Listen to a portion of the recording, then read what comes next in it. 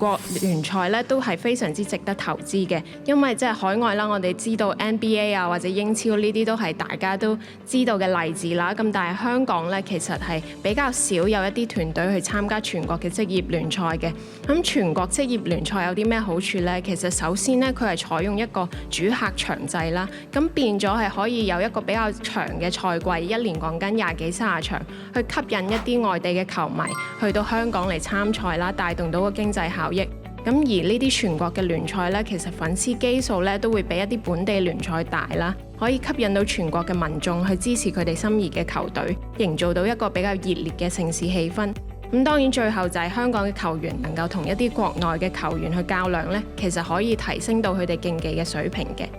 咁所以我哋覺得咧係可以設立一個音嘅品牌啦，去專門投資呢啲唔同嘅有潛力嘅賽事啦。咁呢啲音品牌嘅賽事其實未來咧都可以有機會成為 M 品牌嘅賽事嘅。咁音品牌當然係包括埋大師賽啊、啱啱提到嘅青年賽啊，或者全國職業聯賽啊等等都可以支持嘅。咁尤其係青年賽同埋全國職業聯賽呢，我哋覺得政府對企業嗰個配對基金比例呢，係可以調整到政府7企業3嘅，因為呢3類嘅活動呢，其實係一方面可以帶動到運動嘅氣氛啦，第二方面呢係有經濟效益啦，最後係可以推動到運動員嘅發展嘅。